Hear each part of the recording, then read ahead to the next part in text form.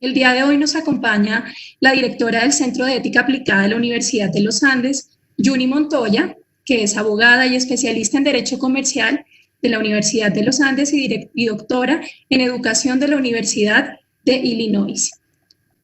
Doctora Yuni, bienvenida a este evento. Le cedemos la palabra para que podamos iniciar con esta actividad. Sean todos bienvenidos. Gracias, buenas tardes. Tengo el gusto de darle la bienvenida a este seminario en nombre del Centro de Ética de la Universidad de los Andes y del Consejo Nacional de Bioética de Colombia. Bueno, el doctor Santiago Henao Villegas es médico veterinario con maestría en Medicina Preventiva y doctorado en Bioética, jefe de posgrados de la Facultad de Medicina Veterinaria y Zootécnica de la Universidad CES y presidente del Tribunal Nacional de Ética Profesional. Santiago, tienes la palabra. Muy bien, muchas gracias, Juni. ¿Me escucha perfecto? Escuchamos bien. Perfecto, Juni, a todos los compañeros panelistas hoy, muchas gracias.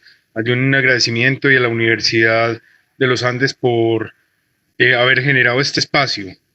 Siendo cortas las intervenciones que tenemos, procedo a contarles un poco el tema que les traigo. Yo lo quise titular Tránsito entre la investigación, la infodemia y la infoxicación.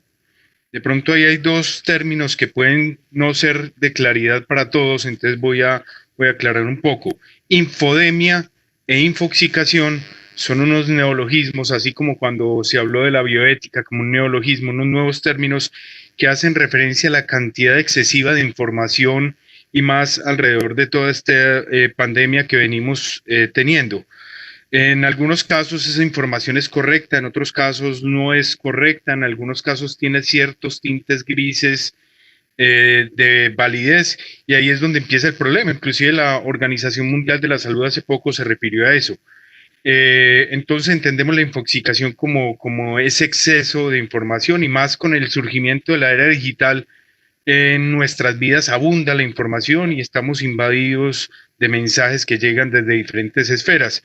Hoy en día cualquier información es posible buscarla. Lo curioso de esto es que la información, la infodemia y la infoxicación no nacieron con Google. Es un punto curioso. Viene desde 1996, desde ahí empezamos a recibir ese término, ya se registró y de alguna manera empezar a ser invadidos por tanta información y más alrededor de lo que nos reúne hoy, que es el tema de la pandemia 2020. Aparecen rumores, aparece desinformación, aparece manipulación de la información y eso obviamente lo vemos con mucha gravedad y más desde el Consejo Nacional de Bioética es un punto de preocupación.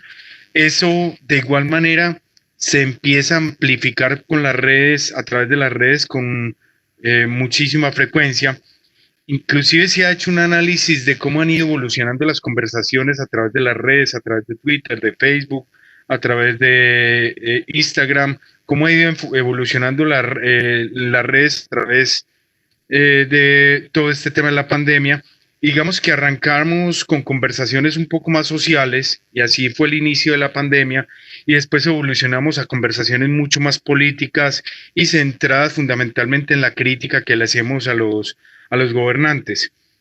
La infoxicación cambió la forma en que los médicos y los pacientes empezaron a relacionarse. Hoy en día, y lo podría ratificar la doctora Nora enseguida cuando haga su presentación, hoy en día los pacientes llegan a las clínicas y ya han revisado en portales qué tratamientos pueden recibir, qué alternativas tienen, y eso empieza a sesgar un poco inclusive todos los protocolos terapéuticos, y eso y de alguna manera el doctor Google ya empieza a reemplazar el rol de los médicos y eso lo visualizamos también como un punto crítico y más frente a esta situación de la pandemia.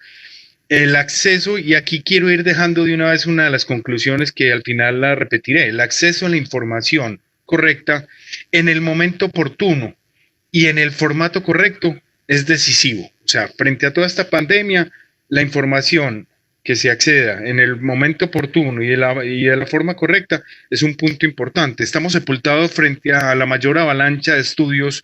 Cada 2 semanas se duplica el número de artículos y esto ya lo han estudiado algunos artículos relacionados con todo el tema de los coronavirus.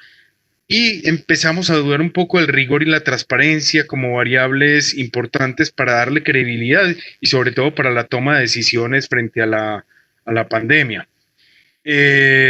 Miremos, por ejemplo, un artículo que se publicó el 31 de enero y hablaba de misteriosas similitudes entre el SIDA y el coronavirus. Y ese artículo publicado en un journal de importante nivel de impacto científico tuvo que ser retirado el 2 de febrero. O sea, arrancamos el 31 de enero y tuvo que ser retirado el 2 de febrero, pero en ese lapso de 2 días tuvo más de 200,000 descargas y de alguna manera entró a ser catalogado como el trabajo más visto en ese portal. Y obviamente todo eso está llevando a que se den procesos de falsas informaciones, de desinformaciones y que la toma de decisiones no se pueda hacer de manera correcta.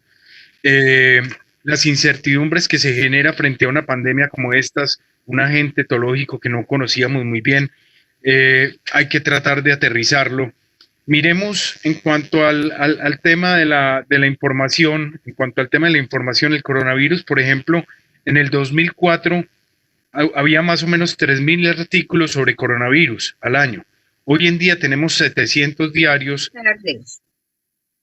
Hoy en día tenemos 700 diarios y son más o menos 20,000 artículos en 3 meses. Y aquí entraría una pregunta que es válida y que dejaríamos dentro de la presentación.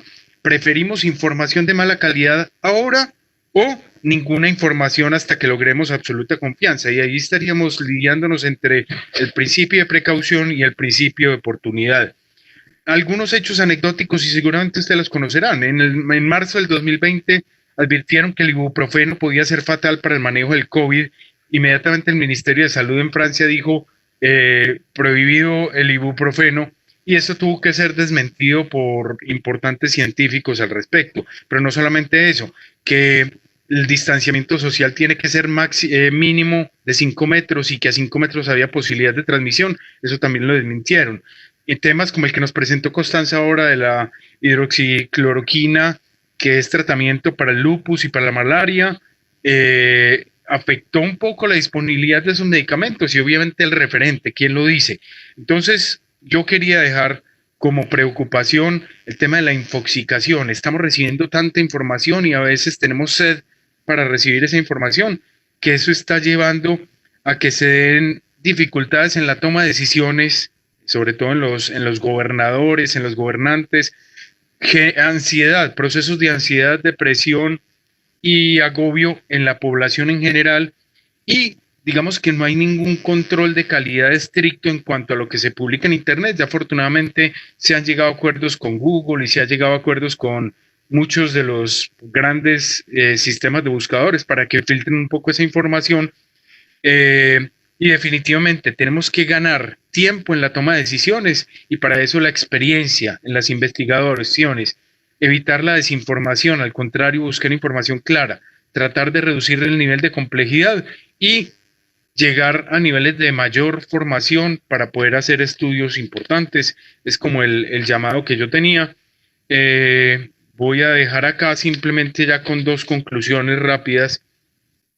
El rigor y transparencia como variables fundamentales para la pérdida de calidad que no perjudique la lucha contra la pandemia. O sea, tenemos que apuntarle al rigor y transparencia a la investigación, y el acceso a la información correcta en el momento oportuno es un llamado necesario y decisivo para poder realizar mejores acciones frente al manejo de la pandemia. Reitero el agradecimiento, Juni, y a todo el personal técnico que nos está apoyando desde ayer que empezamos ya con algunos ensayos. Muchas gracias. Muchas gracias a los panelistas por habernos acompañado el día de hoy. Nos vemos en otro webinar.